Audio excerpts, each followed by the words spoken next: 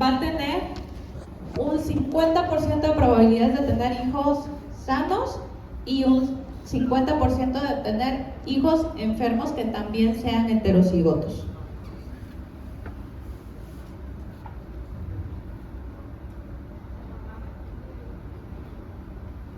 Cuando ambos están enfermos, pero son heterocigotos para la enfermedad, van a tener un 75% de probabilidades de que sus hijos nazcan con la enfermedad, ya sea en su forma homocigota o heterocigota, pero también hay una probabilidad de que esos enfermos tengan bebés sanos.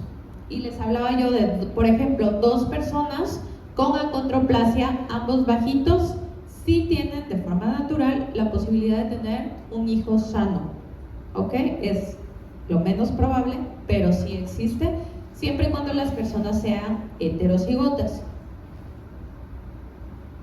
Y les decía yo que el peor escenario sería que una persona sea homocigota para la enfermedad, porque ahí sí, como solamente puede donar alelos enfermos, todos sus hijos van a tener la enfermedad. De manera heterocigota, pero todos van a presentar la enfermedad. ¿Hasta ahí vamos bien?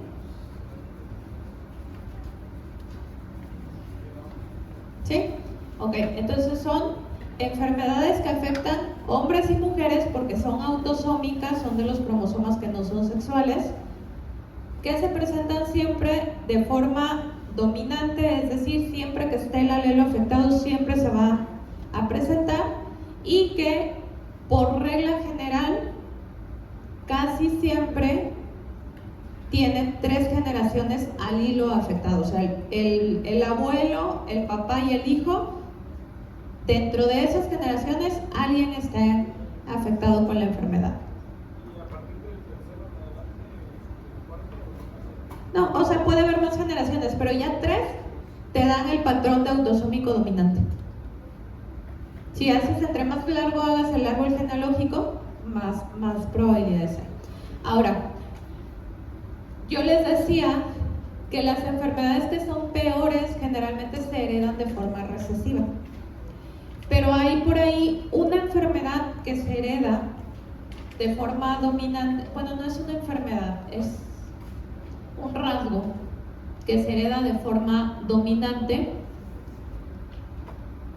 Y les preguntaba yo ayer al otro grupo, ¿en dónde queda la protección? Porque siempre les dije que son recesivas porque Dios cuida, no voy a decir a sus animalitos, a su creación. Entonces, pero resulta que las mutaciones para genes que predisponen a cáncer, como BRCA1, como BRCA2, como el gen del retinoblastoma alterado, se heredan de forma dominante. Entonces, ¿dónde está la protección? Si se supone que lo peor se hereda en forma recesiva.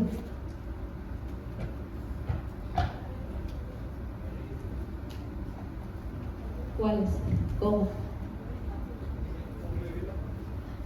¿Ah?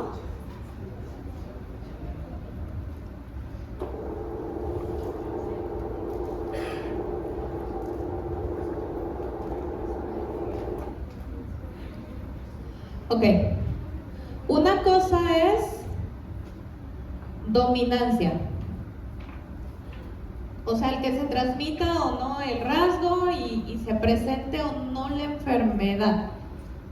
Pero tenemos ¿qué sería? Una segunda puerta de seguridad, un segundo candado, que se llama penetrancia.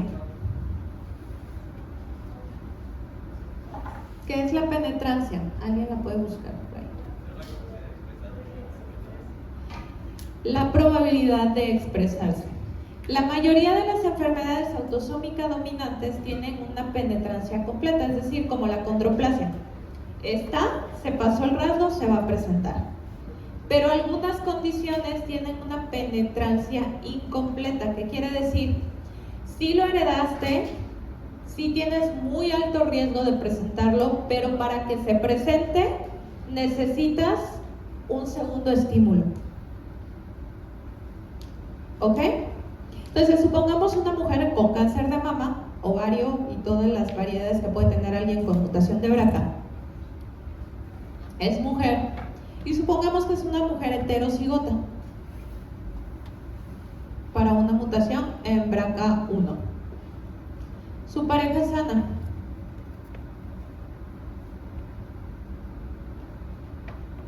Entonces, no tiene esta mutación que es dominante. Y entonces las probabilidades van a ser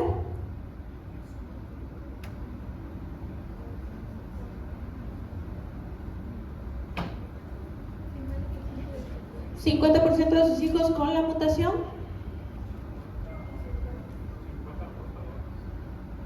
No hay portadores aquí. Cuando son dominantes no hay portadores. Aquí, con la mutación. Con BRCA mutado. Y 50% sanos. ¿Eso significa que el 50% de sus hijos van a tener algún cáncer relacionado con mutación en BRCA?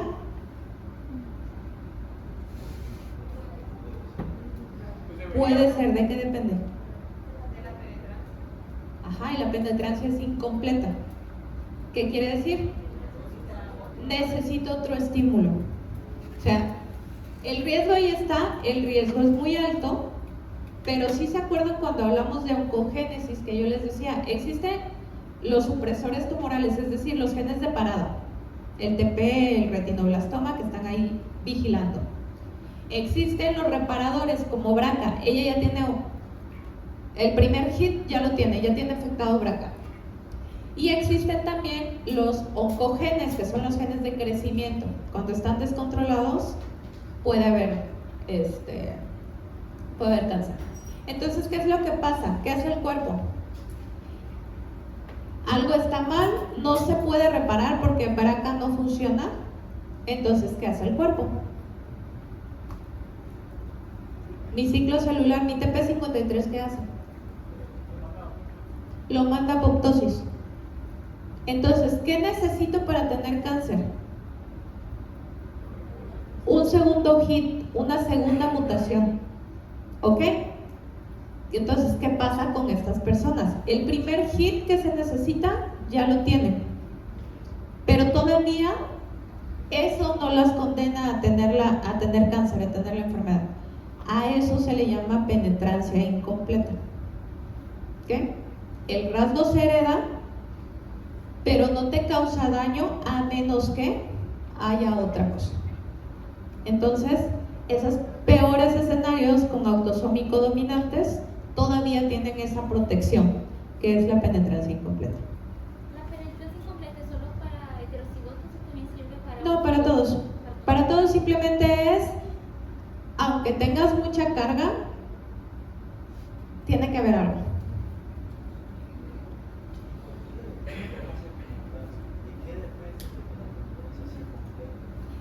Depende de la enfermedad. Por ejemplo, en cáncer, tengo que tener sí o sí una segunda mutación.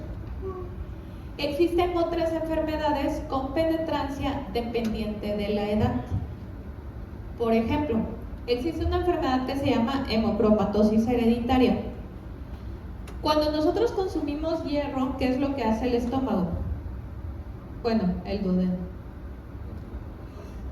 Lo absorbe siempre y cuando lo necesite.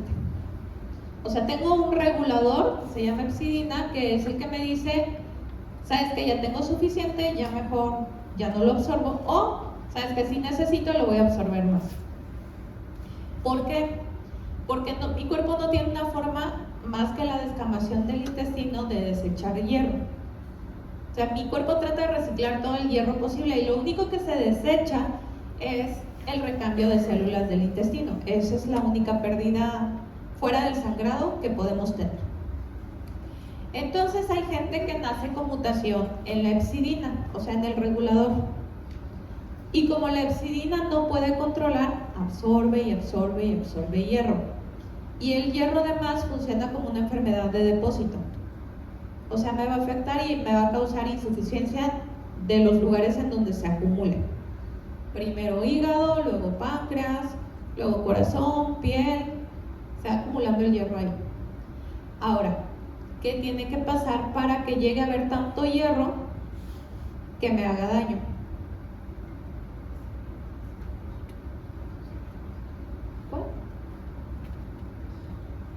Es simplemente mi cuerpo está absorbiendo demasiado.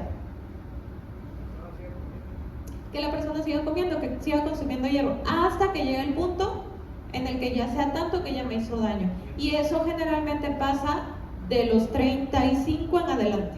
Esa es penetrancia dependiente de la edad. ¿Ok? O sea, el defecto está, pero el daño se produce después.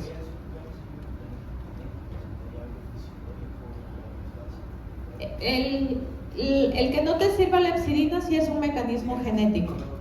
Exacto. Exacto. Y entonces ahí entran los factores que alteran la expresión de las enfermedades. Porque aparte, si esto mismo lo tuviera una mujer, ¿qué pasaría? Exacto.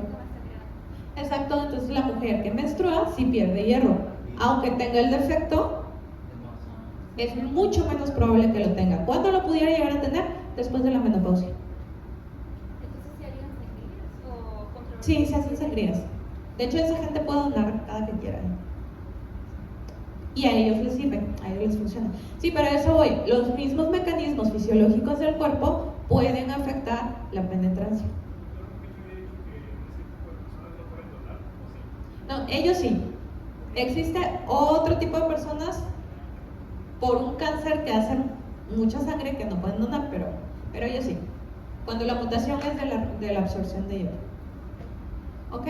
Sí, a eso voy con penetrancia. El gen está, pero la expresión se modifica dependiendo de las variantes fisiológicas de la enfermedad que transmite. Hay enfermedades autosómicas dominantes que no necesitan una penetrancia o segunda penetrancia. Ajá, la mayoría de hecho tiene penetrancia completa, o sea, si está, se manifiesta. Así como la acondroplasia. Yo tengo una mutación en el receptor para acondroplasia y se presenta, no hay de otra. Pero esas condiciones que me pudieran poner en riesgo la vida generalmente sí tienen un freno. Y por ejemplo, en el caso de la diabetes que tiene algo genético, ¿aplica eso de la penetrancia dependiente de la edad? No, más bien es una enfermedad multifactorial. En el caso de la tipo 2, hay algunas que sí son de origen genético desde el nacimiento. Pero en el caso de la tipo 2 se considera no autosómica dominante, sino una enfermedad multifactorial. En donde la parte genética es un granito a todo el saco que pesa para llegar a presentar. Ok, hasta ahí vamos bien. Entonces, una cosa es dominancia y otra cosa es penetrancia. Luego vamos a irnos a las enfermedades recesivas.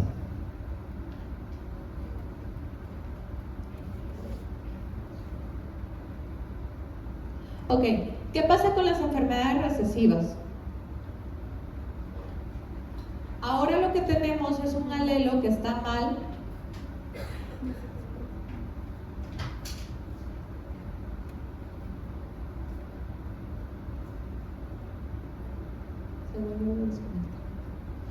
Un alelo que está mutado, pero el alelo que tiene la enfermedad, ¿cuál es? ¿Minúscula o mayúscula?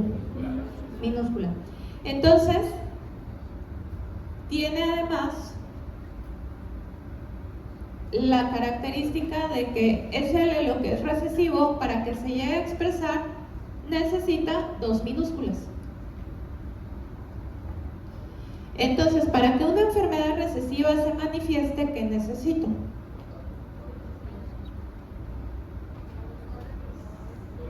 Que los dos padres tengan por lo menos un alelo mutado o un alelo con la enfermedad. Entonces, ¿cuáles son las combinaciones? Por ejemplo, 2 portadores. Los portadores ahora sí son los heterocigotos. 2 padres portadores, ¿qué me darían como resultado? Una persona sana,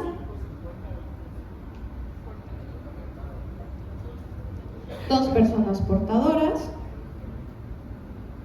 y que sí va a tener la enfermedad.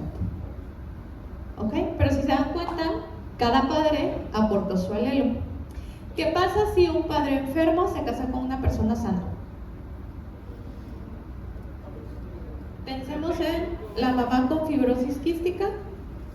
Sería muy difícil, pero que llegara a tener familia y se casa con un papá sano. Todos sus hijos van a ser portadores. Ninguno va a tener la enfermedad. Uno de los dos padres sanos salva a los hijos, por decirlo de alguna manera, de que presenten la enfermedad. ¿Sí? ¿Sí se entiende mejor la frase de la clase pasada de Dios cuida a sus animalitos? ¿Sí? Porque es muy difícil. Son las peores, generalmente las que, pues, sí ponen más en riesgo la vida, las de peor presentación clínica, pero es muy difícil llegar a tenerlas. Entonces, otra posible combinación. Entonces, ya vimos que con una persona sana no hay enfermedad. ¿Cuál es la otra posible combinación para tener? O sea, si uno es sano y uno es portador, no hay posibilidad. Vamos a hacerlo. ¿Quién es sano, mamá o papá? Mamá es sana. ¿Y el papá es portador? Ok, aquí tengo a alguien sano,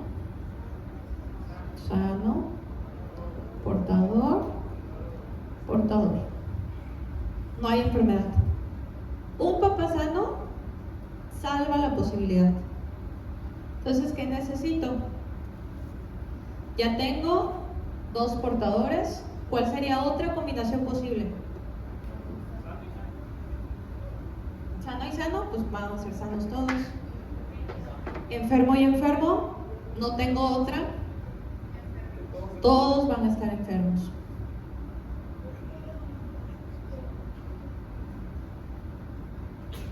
¿Y cuál es la otra? Enfermo y portador. Supongamos un papá enfermo y una mamá portadora.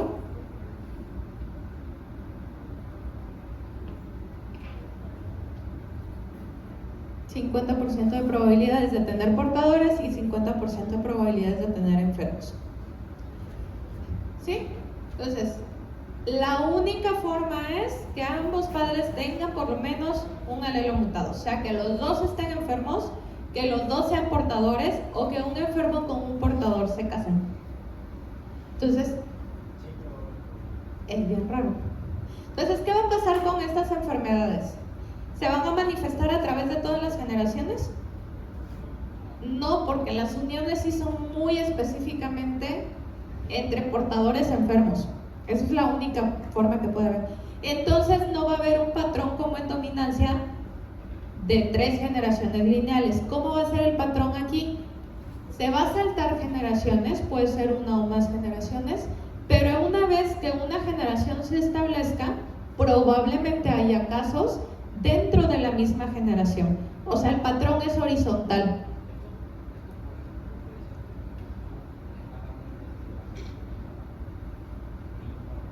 Exactamente.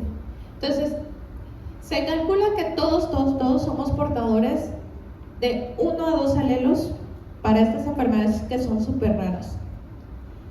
Y en general, entre más rara sea una enfermedad y alguien la padezca, quiere decir que mayor grado de endogamia hubo. ¿Ok? Porque sería la forma más fácil de que ya hubiera portadores que no presentaban la enfermedad pero que se unen.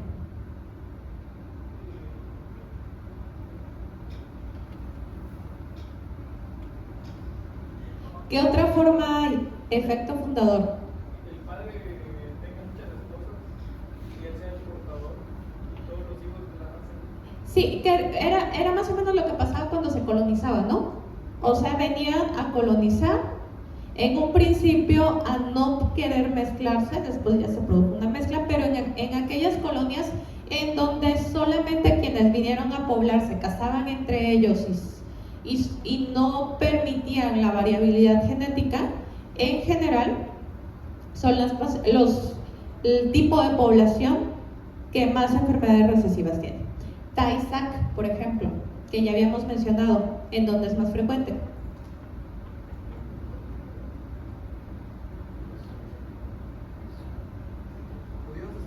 Judíos askenazis, ¿ok? Porque un tipo de población que procura no mezclarse con otras razas. Les preguntaba yo, ¿por qué es más frecuente lo positivo? Digo, el O en general, si es recesivo.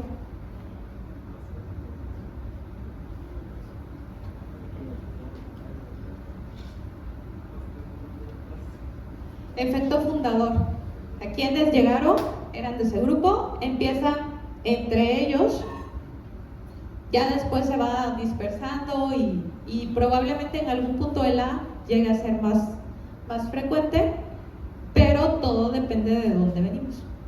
¿Ok? Entonces, para calcular riesgos, porque como cada uno tiene 1 a 2 alelos que pudieran estar afectados, podemos calcular algo que se llama grado de endogamia, que es que tanto se comparte material genético entre dos personas cuando tienen algún lazo sanguíneo. Hagamos un ejemplo de primos hermanos que se casan. Bueno, sí saben que son los primos hermanos, ¿verdad? Que los papás se casaron con hermanos. No. No, o sea, que mi mamá Son- se casó con hermanos. Mi primo hermano es el hijo de un hermano de alguno de mis papás. ¿Sí? Entonces, aquí, cuando no sabemos o nos es indistinto si una persona es de sexo femenino o masculino, ponemos un rombo. Entonces, supongamos que son dos hermanos que tienen a su vez hijos, un varón y una mujer, que se casan. ¿Dónde está el primer lazo entre ellos? ¿Con los papás? Con los abuelos, porque los abuelos son los que comparten también material genético con los papás. Entonces ellos vienen de otra generación, de un progenitor en común. ¿Sí? ¿Cuánto material genético comparto yo con cada uno de mis padres? La mitad, ¿no? 50%. Entonces, este papá comparte 50% con el abuelo. Este otro papá también comparte un 50%. Y a su vez, cada uno de sus hijos comparten un 50%. A la multiplicación de todos esos porcentajes se le llama cociente de endogamia o coeficiente de endogamia. ¿Qué tanto material genético es probable que se comparte? Entonces es un medio por un medio.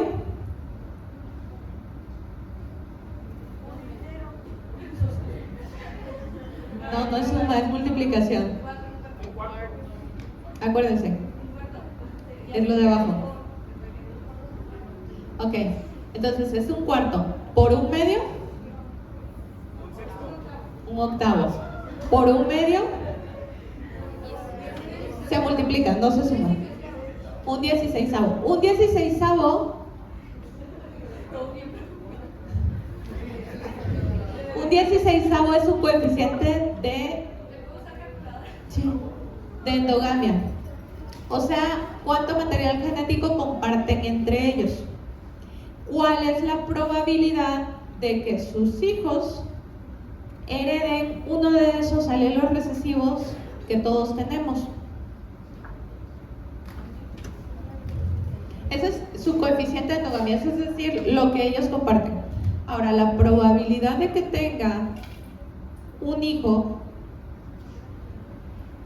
heterocigoto recesivo sería lo que el hijo también comparte con ellos. El coeficiente de variación por el medio que su hijo comparte con cada uno. O sea, igual la mitad. Entonces, un 16avo por un medio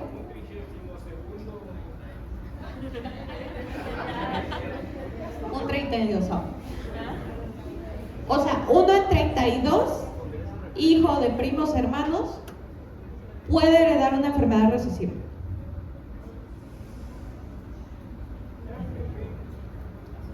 ¿Sí?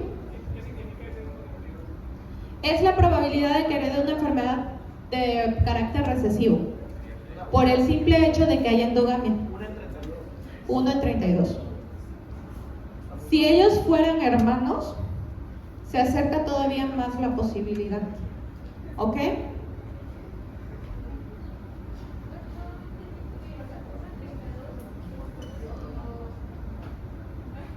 Es la probabilidad de que sean heterocigotos recesivos.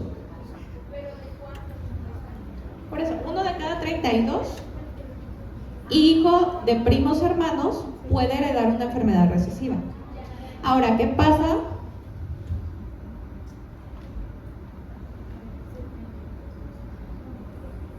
Con unión entre hermanos. ¿Cuánto material genético comparten entre ellos? 1/4. Y su hijo tendría 1 en 8 probabilidades de tener una enfermedad de carácter recesivo. ¿Se puede todavía más?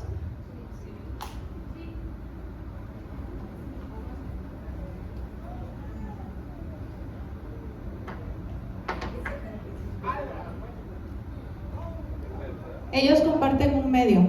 Si tuvieran un hijo, sería 1 en 4 la posibilidad de que hubiera una enfermedad de carácter recesivo. Entonces, entre más rara es una enfermedad recesiva, quiere decir que mayor grado de endogamia hubo. Hay por ahí casos famosos de familias en donde hay un padre abusador que tuvo muchas hijas con sus hijas y así sucesivamente. Y si ustedes ven los casos de esas familias, generalmente son personas de bajo coeficiente intelectual. Tienen que ver factores ambientales, tienen que ver el abuso obviamente que hubo y las restricciones que hubo, pero también es que sí se heredan síndromes de estos muy raros que me predisponen a tener menos coeficiente intelectual. O sea, sí puede haber enfermedades recesivas como fenilcetonuria, como síndrome de ataxia telangiectasia, algunas epilepsias que son de origen hereditario. O sea, sí hay. Y eso se llama depresión por endogamia, es decir, la pérdida de aptitudes o la pérdida de mejoramiento de la especie, por decirlo de una forma muy burda, que se da por una falta de variabilidad genética. ¿Alguien vio la serie de Carlota? De la reina Carlota. Wow, ¿se acuerdan del rey? ¿Qué tenía el rey históricamente?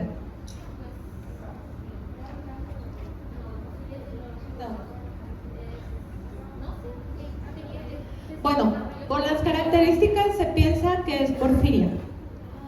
Porfiria es una enfermedad de la hemoglobina súper rarísimo de encontrar.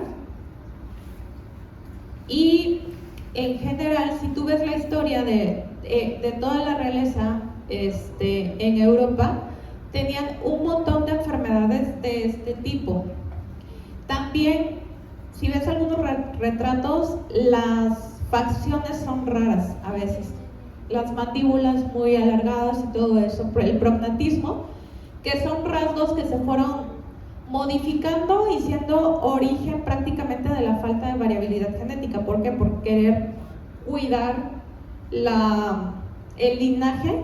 Entonces, finalmente puede que fueran de diferentes países, pero al final eran primos, o sea, todo era familia.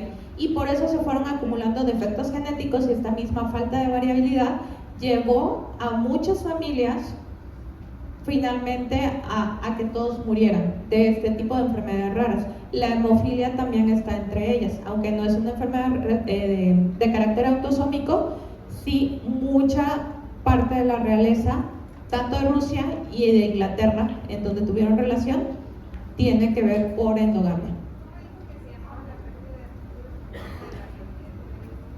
Depresión por endogamia.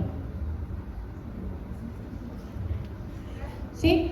Entonces, lo que produce, y me decían hace ratito, ¿por qué no pasa en los animales? Sí, también pasa. O sea, cheque, por ejemplo, a las perritas que solo lo tienen para estar teniendo, hay muchos defectos, o sea, de los que nos venden, de los perros, ¿cuántos no tuvieron que ser sacrificados porque presentaban algún defecto? Entonces, pasa en todo, tiene que haber variabilidad genética. ¿Okay? Entonces, la lección: no se casen con primos, no es cierto, no lo vamos a